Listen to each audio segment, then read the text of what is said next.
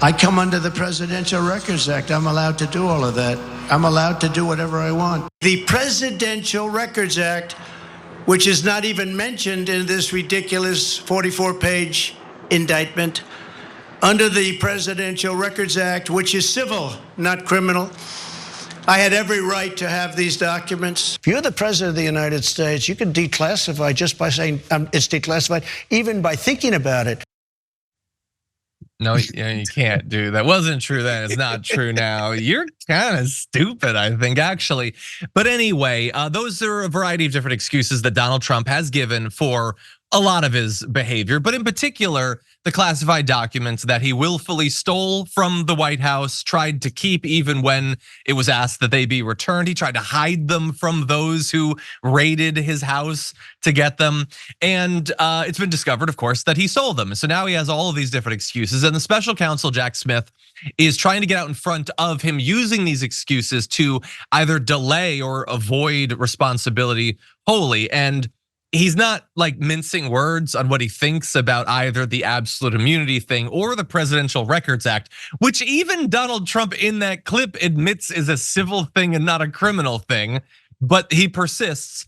Jack Smith said in a recent court filing in that case, the immunity claim here is so wholly without merit that it is difficult to understand it except as part of a strategic effort for delay.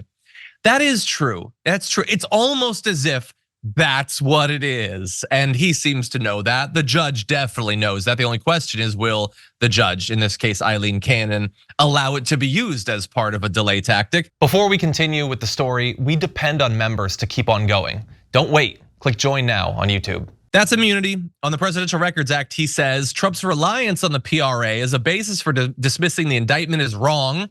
The PRA does not exempt Trump from the criminal law, entitle him to unilaterally declare highly classified presidential records to be personal records, or shield him from criminal investigations, let alone allow him to obstruct a federal investigation with impunity.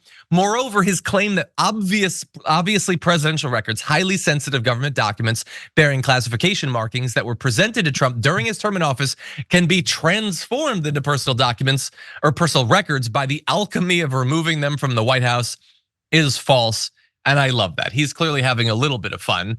The joke in the end could be on us, but I think that it makes 100% sense, the case that he's making. With the immunity thing, this could end up being tied up with the Supreme Court ruling on immunity in a different topic. And obviously that is still like a month and a half away. It's a very delayed process. Woz, what do you think about this? I think it's rare that you hear a judge just straight up come out and rebuke in such a clear-throated fashion Donald Trump and his lawyers' theory of the case here, and the precedent that they think that they're citing. The judge just basically told him to shove it. You're wrong.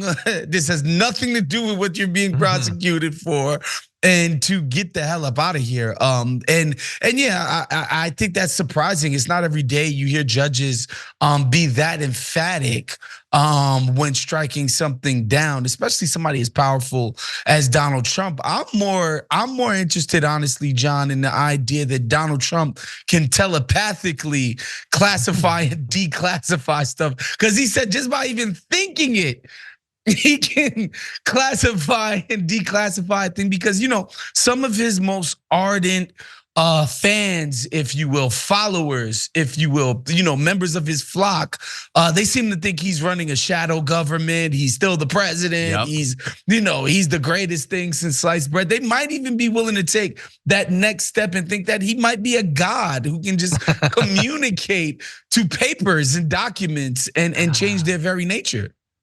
Well, look, even if we buy, let's say we buy that you can just cross your arms, wrinkle your nose, and now they're declassified. Well, Joe Biden can do the same thing and reclassify them, I guess. So, you're a criminal again. Sorry about that. That's, I guess, how that works.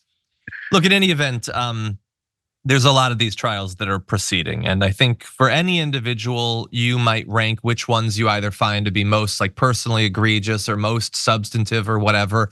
For me, the fact that he stole all these documents is not the worst thing that he did, but I think this is the clearest case. He stole them. There's so much documentation and records that he knew that he'd stolen them. He tried to continue to have stolen them once there were attempts to get them back. I mean, the law either means something or it doesn't. So I don't see how they don't get him on this. Smith goes on to argue how like the situation, the context of the theft and what happened after the theft is so fundamentally qualitatively different than other people who have retained some documents. And that is true. And it continues to this day. Donald Trump continues to assert that it was fine that he do this. He's showing no remorse whatsoever. And the idea that any of this could have been accidental, he's destroying even that excuse. Every time he says, no, they're mine, I get to have them, I wrinkled my little nose and now they're declassified. So, it's not to say that he will end up going to jail or whatever. The judicial system has shown a willingness in some cases to protect him against himself. But I don't know, I think it's super clear.